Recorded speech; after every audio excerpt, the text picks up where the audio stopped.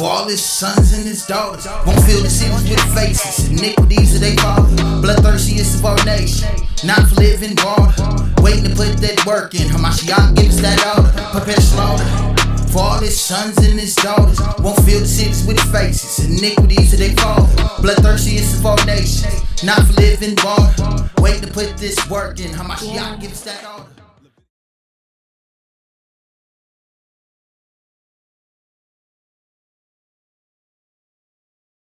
Shall hearken diligently unto the voice of the Lord thy God. So, just a quick synopsis so you can catch up. This is when God brought the children of Israel out of Egypt, right? With Moses and the mass exodus, right? The prince of Egypt, that whole story. This is right now. So when he brought the children of Israel out of Egypt, he says, "Listen, I got a deal. Let's make an agreement. I'm gonna give you these laws. If you follow them, I'm gonna bless you. You're gonna be at the top of the totem pole. Everybody gonna look to you and praise you. But if you don't, right, I'm gonna curse you." So this is what we read in here, right? Read. And it shall come to pass, if thou shalt hearken diligently unto the voice of the Lord thy God, to observe, to do all his commandments, which I command thee this day, that the Lord thy God will set thee on high above all nations of the earth. He says, if you follow him, you're going to be on top above all nations of the earth. Would you say black people are above all nations right now? Hell no, right? Now let's jump to verse 15. 15. But it shall come to pass, if thou wilt not hearken. So now we're going to talk about if we don't listen. Read. Unto the voice of the Lord thy God, to observe to do all his commandments and his statutes, which I command thee this day. Go ahead. That all these curses shall come upon thee and overtake thee. So when he says if we don't listen, then the curses are going to come upon us. A lot of things as to what we were supposed to do that we chose not to, the way in which we conduct ourselves, right? Things that we wear is important. God gave us commandments on that. The things that the way in which we wear our hair, growing our beard out, right? Now, it's one thing if you can't grow a beard, that's different. But, you know, in the world that we live in today, they say, oh, it's good for you to be clean shaven. That's totally contrary to God. We were supposed to do these things, and then also the way in which we treated one another. If I love myself, I have the capacity to love you. But if I hate myself, then the love that I say that I got for you is not based off of anything genuine and real. It's based off of the hatred I got for myself, right? And that's the way in which we serve God. Treat ourselves right, treat one another right. That's clearly one thing that black people got a problem with. So this is why, as a result of not following the laws of God, one of the curses that was going to happen is us being brought over here in ships. Now read that point. 68. And the Lord This is one of the curses. So from 15 all the way down to 68 is a list of all of curses that was going to happen. Right? Go ahead. And the Lord shall bring thee into Egypt again with ships. Now remember, this is right after the children of Israel were brought out of Egypt from being in slavery. He's saying this time, if you disobey me, I'm going to take you back into Egypt. Not the literal place, because I'm going to explain why. But I'm going to take you back into slavery with ships. Go ahead. Egypt again with ships. By the way whereof I spake unto thee, thou shalt see it no more again. That part right there, God had already promised the children of Israel we weren't going to go into the literal Egypt as slaves anymore. But he did promise us, if we forsook his law, that we would go back into a captivity or a servitude. Go ahead. And there ye shall be sold unto your enemies. Now this is a key point, because the place of captivity we were going to be taken to on ships, when we got there, we will be sold into our enemies. And that's the key point. The people that we were sold to are our enemies. Go ahead. For bondmen Go ahead. and bondwomen. Bondmen and bondwomen. Did that happen to us? I'm going to share something with you. It also happened to the Native Indians. And it also happened to the Hispanic Indians. They weren't taken from Africa and brought here. They were already here. And when the so-called white men brought us over here, they loaded them onto them same ships and took them back across the waters. The Native Indian and Hispanic Indian, they knew the land too well for the so-called white man to keep them in captivity. We didn't. We was running through the bayous, we was running through the woods and the forest and whatnot, and we was getting ate and killed and bit, and we was dying. We had no means to escape. But the Native Indian brothers and Hispanic brothers, they was helping us. They knew their way, and they was helping us get off plantations, and they was getting off themselves. So they said, nah, they gathered a lot of them up and took them back over. So the same thing still applies, even though it was in two different directions. It was done by the same people, our enemies. Go ahead. And no man shall buy you. And that word buy there is to redeem, because the ultimate redeemer is who the world calls Jesus Christ. And that's what we out here waiting on. Again, not in the in a sense that we've always heard Christians speak about it. Through Jesus Christ, he gave us this idea that the righteousness we were supposed to be doing in the beginning that was going to put us up on high is something possible, because it had been thousands of years before since we have been righteous. So a lot of us, we developed this idea, like a lot of black people and Hispanic people in this country, to say, man, that was old times. Man, can't nobody live like that no more. Jesus Christ was a living testament to it, and every brother that you see up here right now, bro, is a living testament that we can love ourselves as God said, and we can love one another as God said. We just got to know better, right? I'm going to share a couple more with you. Who got Revelation 11 and 8? What you got? Give me Psalms 83. And you get Revelation 11 and 8. Couple more for you, bro. Just so you get an understanding, because this is the base and the premise of what we out here to do. We got to bring the children of Israel back into God so that we can then fulfill the responsibility that God put us under so that we can get those promises. Ultimately, real quick, I got your question. Ultimately, if we get those promises, it's going to work out for everybody. But guess what? Everybody is, meaning the nations outside of us, Black, Hispanic, Native Indian, they don't want to see us on top, because they fear that we're going to do the things to them as they did unto us. And they're actually correct to a degree, meaning the way in which they subjugated us was they had an army, they came in here and they fought for what they wanted. And we got to do the same thing. So bringing our people back into the understanding of who we are is formulating God's army. You literally read about that in Ezekiel the 37th chapter. What was your question? So do you believe we have free will? No. You don't think we have free will? No. God sets up boundaries, right? That his creation cannot pass. So within the realm of evil, the boundary is wide. You have from here to here to do whatever it is you want. But within righteousness, it says it's narrow. Only one person can enter into this kingdom, right, of righteousness at a time. So a lot of times people have this idea that we do have free will because of the vast amount of evil that we're able to do, the bounds. But no, I don't believe in literal free will, because do you believe that God has a plan for you? So if you have free will, can you disobey God's plan? So you're more powerful than God. I'm gonna show you something. What you got? Somebody get me Romans 9 and what is that? 19, 20. Do you think going off track is the same as disobeying God's plan? Yeah. We all go off track. You know? No. Now here's the thing. I gotta read something for you just so you understand that nobody has ever resisted the will of God. So if you went off track, it was because God wanted and designed for you to go off track, right? So this is the reason why I mentioned earlier about the Spirit. It's through the Spirit that you walk by. It's through the Spirit that you stopped. Everybody don't have that Spirit. See what I'm saying? So within your plan, God could easily make you a vessel, right? Or make you there's a parable. You could be a seed that's sown on good ground, or you could be a seed sown on shallow, stony ground, or among thorns, which those ones are going to be unprofitable. So everybody has their respective position and their role in things, right? And where there is good, there is evil. Where there's up, there's down, hot and cold. There's a balance to everything, and that's something that we just got to understand about God. It's not for us to sit here and question him and try to make ourselves and superimpose our moral standard onto him. He created a moral standard that we're responsible to follow, right?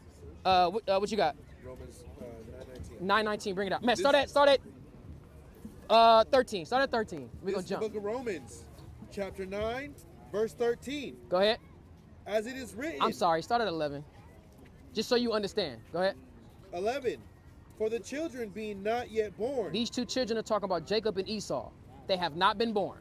Read. neither having done any good or evil. So the way that God feels about them and what God is going to do with them has nothing to do with what they did. It has everything to do with what and how he created them. They haven't been born. They haven't done any good or evil. Read. That the purpose of God, according to election, might stand. Because the purpose of God is his elect. He created an entire species. He created an entire earth. And he started making choices. He started electing people to represent him. Contrary to popular belief, Adam and Eve were not the only two people or the first two people to ever live. They were the first two. First of all, Adam was, and Eve by default because God made her for Adam. Adam was the first man chosen of God. Noah was the next man, chosen of God. Abraham, Isaac, Jacob. Jacob's name was changed to Israel, who became the father of the Israelites. The Israelites are the one which we read earlier. If you listen, I'm going to put the Israelites on high above all people. But if you disobey me, I'm going to bring judgment upon you.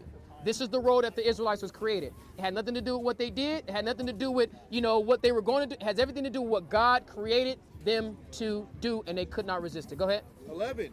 For the children being not yet born, neither having done any good or evil, that the purpose of God, according to election, might stand. Go ahead. Not of works, Read. but of him that calleth. So it's not of your works, but it's of God and what he calls. Go ahead. It was said unto her, the elder shall serve the younger. So when we talk about free will, the her it was said unto was these twins, Jacob and Esau, their mother. God had already told her what the role of her two sons, which was in her womb, was going to do. If that was their purpose, they can't get out of the womb and start doing what they want to do. No, the elder is for sure going to serve the younger because God said so. Go ahead. As it is written, Jacob have I loved. As it was written, Jacob was loved. Read. But Esau have I hated. And he hated Esau. It had nothing to do with what they did. It's just what God and how he created them. Go ahead. What shall we say then? Is there unrighteousness with God? Because people will hear that and try to then point the finger and criticize God. That ain't what I heard. My God don't do stuff like that. Well, that means that your God ain't the God of the Bible. So stop reading it then, because it's right here, right? Read. God forbid. Is there unrighteousness with God? God forbid. Why? For he saith to Moses, as he has already said to Moses, go ahead. I will have mercy on whom I will have mercy. Read. And I will have compassion on whom I will have compassion. That's what you call God flexing. He says, I'll do what I want to do. I'll have mercy on who I want to have mercy. I'll have compassion on who I have compassion. And ain't nobody going to do anything about it because I created you. Keep reading. So then it is not of him that willeth, nor of him. It's not of him that wills. It's not according to man's will. Read. Nor of him that runneth. Not of his works. He can't run nothing. Go ahead. But of God that showeth mercy. Simple and plain. Now is he going to demonstrate what he even means? He going to go even further, because if we had free will, we wouldn't see things like this happen in the Bible. Go ahead. For the scripture saith unto Pharaoh, even for this same purpose have I raised thee up. Go ahead. That I might show my power in thee. So it had nothing to do with Pharaoh's business savvy. It had nothing to do with his leadership skills. It had nothing to do with how much hands he had. It had nothing to do with how strong he was. It had everything to do with what God wanted and needed Pharaoh to do so that he could take him down, so that the whole world would be able to notice and recognize the power, the true power of God. If everybody looks to Pharaoh like he's the most powerful and the greatest, but then our God comes and tears him down, one act. It's like when you go to either school with the bully or you go to jail. Find the biggest, baddest nigga, knock his ass out, and everybody gonna recognize and know that's a bad man and you don't mess with him. And that's how the world should recognize and look at God. But when you understand what Pharaoh was trying to do, remember when Moses went to Pharaoh and said, hey, let my people go. At first he said no, but then he was like, hey, go ahead, please get out of here. And then God hardened his heart to change his mind. So when Pharaoh would have been exonerated and would have been freed from his condemnation and his death, God said, no, I'm going to keep you stubborn. I'm going to keep you arrogant so that when I bring my people out, you're going to chase after them. I'm going to lead them through the sea, and I'm going to swallow you guys up in the sea. That was his purpose. Go ahead. And that my name might be declared throughout all the earth. Read. Therefore, hath he mercy on whom he will have mercy. And whom he will have, and whom he will. Go ahead. And whom he will, he hardened it. Right, because he hardened Pharaoh's heart, right? And he'll do that to anybody who he wants to do it to. So when you say you think veering off is the same thing as, going against God, it's like, yeah, because either the Lord is going to harden your heart or he's going to give you a fleshly heart, which is something able to receive his word and his righteousness and his instruction. It's a few more so we get to the point. Go ahead. 19. Thou wilt say then unto me, why doth he yet find fault? Because some people then say, well, if you make me do everything, how you going to make me be wrong? How you going to say it's my fault if you making me do everything? Go ahead. For whom has resisted his will? Who have resisted the will of God? Go ahead. Nay. Nay. But O man, who art thou that replies against God? That God flexing again. Who the hell is you to sit up here and ask me what the hell I'm doing? You got kids? You plan on having kids? Imagine your little 5-year-old walking up to you talking about, Daddy, why I gotta go to bed and why you get to stay up? You gonna say, because I told you so. You came from my loins, young man. You see what I'm saying? Or young lady, go ahead. Who art thou that replies against God? Shall the thing formed say to him that formed it, why hast thou made me thus? Shall the thing formed, us, say to him that formed it, God, why did you make me this way? We can't ask that question. We just have to fulfill the role that God created for us. Go ahead. Had not the potter power over the clay? God is the potter, we're the clay. He has power over us, read. Of the same lump. To take one lump, go ahead. To make one's vessel unto honor. To make vessels of honor, go ahead. And another unto dishonor. And he made vessels of dishonor. It's just how he created us. Now, this is where we take that understanding and we say, you know what? I can't run the risk of violating the privilege that God gave me. Right. Because you could have easily been born one of the other nations and not an Israelite. So the fact that you understand and recognize that, and this is something that can be demonstrated to you at the point where you can receive that, you got to put forth your effort, as the scriptures say, 10 times harder. As we left, when we had the spirit and the privilege to know God and have his wisdom and his word, and we didn't do right by it, and we steered and veered off, it says now returning, we got to seek God 10 times harder.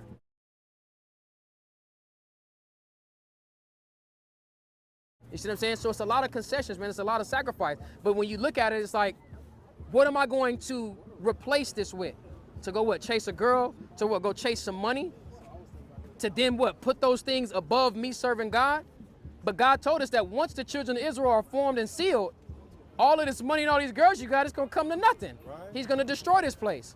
So we got to really start to put the emphasis on returning back to who we are. And when we return back to who we are, we start to have a level of honor and respect for who we are and where we come from. Not just to have a celebration once a year on June 19th. Not to just have the shortest month of the year and we might learn a little bit about Black history there, which only goes back to what? We got off them boats. They don't talk about what we was before then. They have a whole map of West Africa where they took the slaves. They call it the slave coast. But you know what they also call it? They call it Negro land.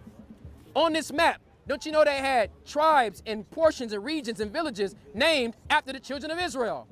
The kingdom of Judah, the kingdom of Gad, right? All of these different places was literally named on the coast that they call the slave coast where they brought us from. This is who we are in our heritage. And again, nobody else ever went into slavery on ships. And we still in this place. So understanding that, we got to recognize who our enemies are. These are the people that we were sold into on slave ships, into captivity, and nobody has came and got us up out of it, because it's going to be who the world calls Jesus Christ. Last scripture, until you got some questions, if you got some after that, Luke 1.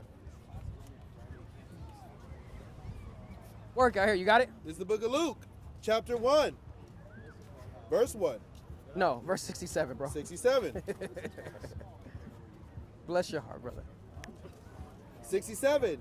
And his father Zechariah was filled with the Holy Ghost and prophesied, saying, Blessed be the Lord of Israel. Blessed be the God of Israel. The Lord God of Israel. Listen, anytime you read this Bible, it's going to say that thousands of times. The God of Israel. That's why Israel is important. But if they take the understanding of who Israel is away from them, then they never get to fulfill the responsibilities needed. If they don't fulfill the responsibilities needed, then the Israelites will always be punished and put in captivity under them. That's why it was so important for them to beat Kuta Kinte out of you and tell you that you Toby. If you don't know who you are, you cannot follow God. Therefore, you cannot fulfill the prerequisites required for you to get his promises. That's right.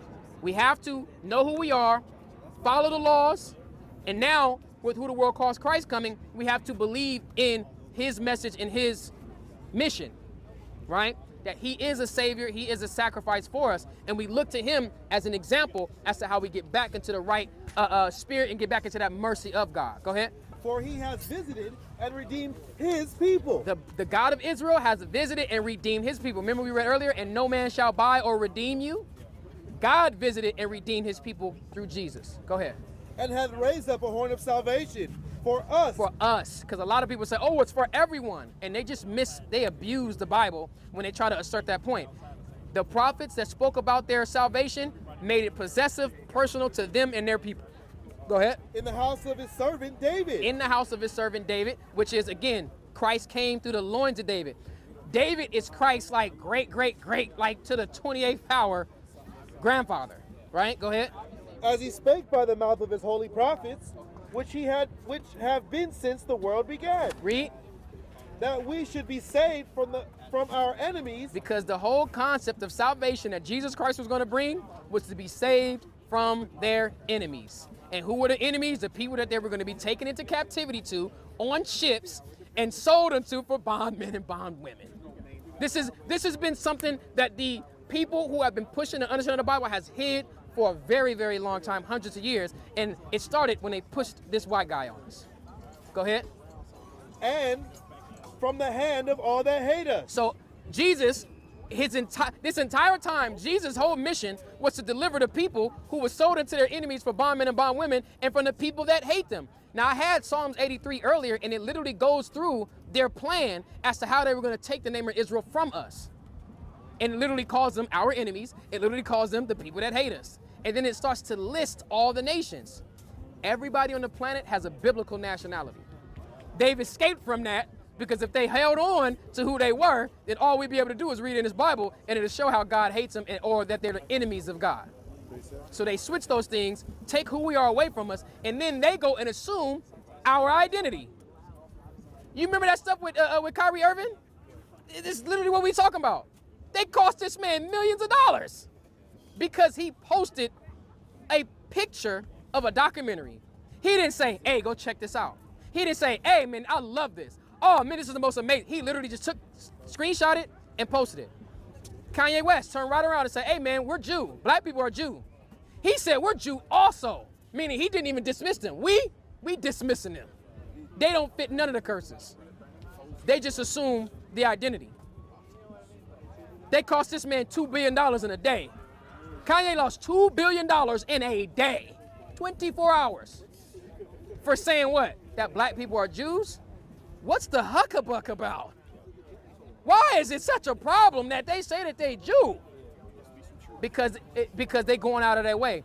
We just had our YouTube channel, man, over 60,000 subscribers, 1,400 videos, over 100 million views, and they just took it down for nothing.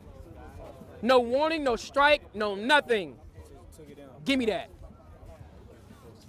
Give me that.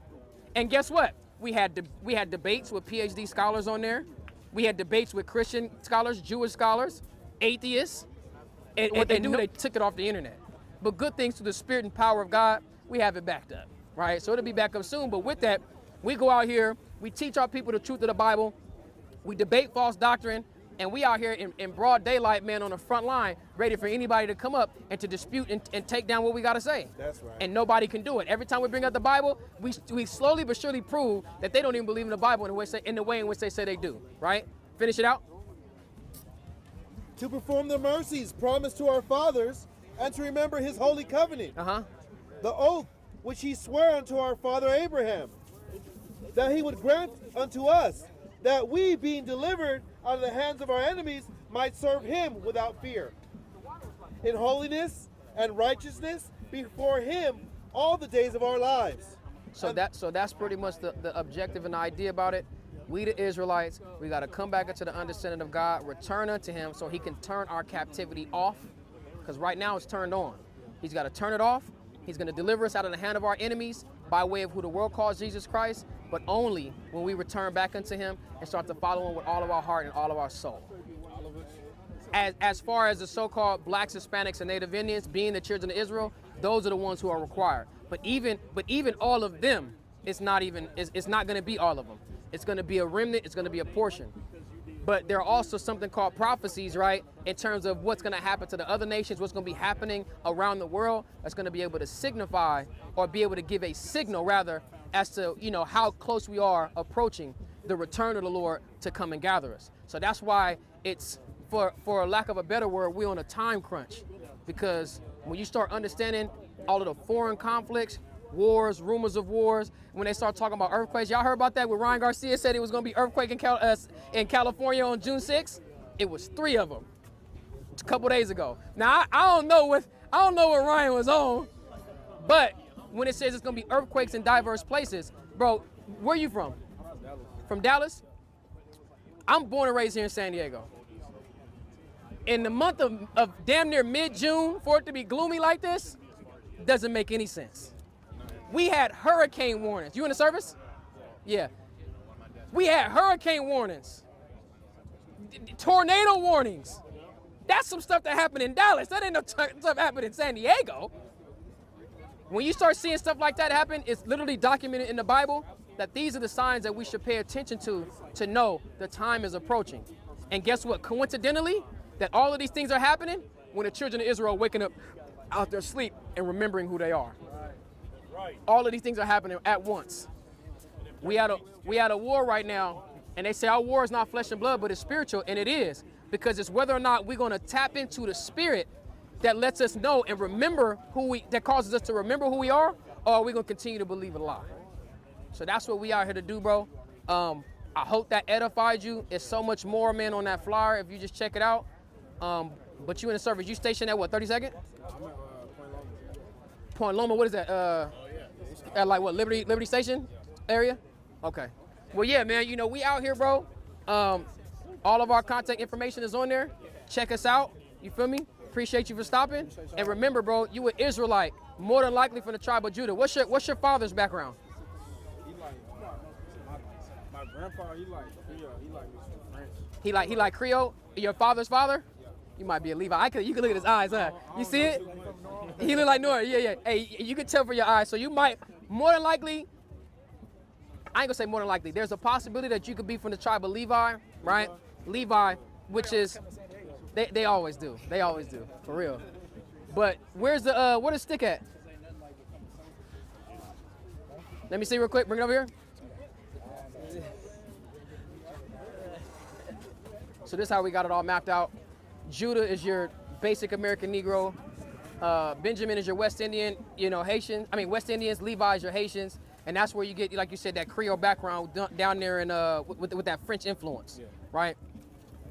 Tribe of Levi, but you also be from the tribe of Judah as well. But fact of the matter is, bro, you're an Israelite. Understand that.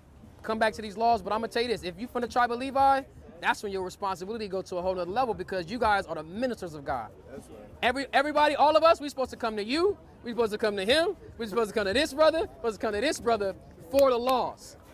All right? So y'all the ones that had the total understanding of God, and we went to y'all to seek God. But of course, through our own vices, through our own arrogance, we take it, pervert it, try to make it about money, try to make it about a lot of things, and then that's how we fell off. But again, with us returning and getting that understanding, we do it in a more righteous and genuine way, and that's when we start to see that progress, right? Matter of fact, I got one more for you. Somebody give me Joshua 1 real quick, because this is something that's important, because a lot of times when people say, I'm focused on the bag, I'm focusing on my career, I'm trying to do better, you're never going to do better without the laws of God, without the righteousness of God, and it says it right here. Joshua 1, right after Deuteronomy, sir. Look at Levi. Bring it out. 1 and 6. Book of Joshua, chapter 1, verse 6. Be strong and of good courage. So be strong and of good courage, because that's where our strength and our courageous behavior comes from. Having our faith, right? Because even when you see, like you in the service, what part of the service you in? Navy? So, there's a chance that they might send them Navy boys to go fight, right? If you out there and you see this war zone and people dropping left and right, what's the difference between a hero and a coward? Coward gonna run. They say it's what the hero does that makes him a hero. It's what the coward doesn't do that makes him a coward. So our courage, when you see, all right, I'm not gonna run, I'm gonna stand up. Your courage gotta come from somewhere. You gotta believe in yourself that you can actually make it out of this, right? And with us and our culture taking that back, our means of success was based on whether or not we was in good standings with God. When we wasn't in good standings, God said, y'all better not go fight with them. You're gonna lose, because y'all been forsaking me, right? So be of good courage and strong. Go ahead. For unto this people shall thou divide for an inheritance the land. So we're gonna divide all of these people. We're gonna divide the land up to all of them. Go ahead. Which I swear unto their fathers to give them. Read. Verse 7. Only be thou strong and very courageous. Only be strong and courageous, because there's going to be a lot of times where outside forces is going to come and try to superimpose their will and their strength on us. You see what I'm saying? That Mo 3. That verse that everybody uses for themselves, rightfully so, that's literally for the children of Israel. Because outside forces, they were going to create weapons and create standards and ideas and tactics to come and try to take what God gave to us. But we have to be strong and courageous. Go ahead. that thou mayest observe to do according to all the law. That we must observe and do according to all the law. Read. Which Moses, my servant, commanded thee. That law we get from Moses. Go ahead. Turn not from it to the right hand or to the left. If we got to stay on point. We can't veer off to the left. We can't, or to the left, or we can't veer off to the right. Go ahead. That thou mayest prosper with whatsoever thou goest. And when we observe those things, that's when we're going to prosper with whatsoever we do. Go ahead. This book of the law shall not depart out of thy mouth. It shall not. You shall not cease to speak it. Right? You should continuously keep these commandments in your conversation and your behavior, everything. It says talk about it when you wake up in the morning, talk about it when you're sitting around, talk about it when you're walking in the street, and talk about it when you lay down at night. That's right. Constantly meditate day and night on these scriptures. And when you do it, you start to realize, man, just how hypocritical and weird people are. You start to look and say, damn, bro, you literally just said that you against this, but then turn right around, and when it benefits you, you turn around and do it. But then these are people that we supposed to be cool with, are supposed to be our partners, supposed to be the people that we supposed to bump elbows with and trust. Hell no. Especially the people of nations outside of us. Crazy. Go ahead.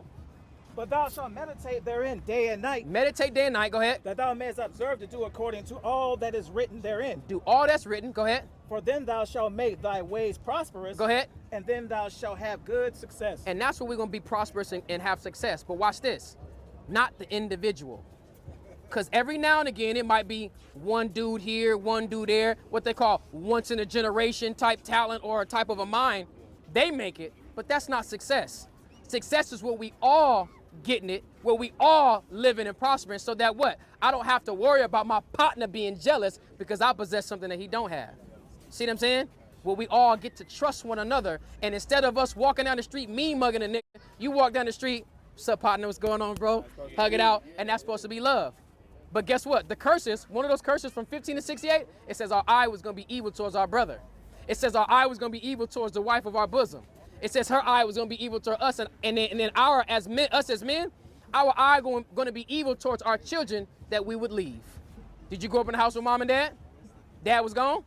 According to the curses of the Bible, you're an Israelite, sir. Right. And it's not necessarily a good thing, but in a sense, it's like, damn, we are those people. So now with that understanding, I'm going to definitely go do different, especially with choosing who you go lay down with to make a baby. And then when you do, man, you recognize that that's something that's for life, and you ride and go through the mud with that woman. But if you go thinking with your dick, they say a man that can rule his dick can rule the world. Remember that. And we out here trying to rule the world. So you go, you figure out and be very particular about who you lay down with and who you gonna make a baby with, because that's how you're gonna catapult that next generation into something that we trying to fulfill here. See what I'm saying? That was it on that? All praises. We y'all do service, bro. This is literally our service, right? Saturdays from 11 to about 4, but Friday nights we in a classroom in Lemon Grove. You know where Lemon Grove is?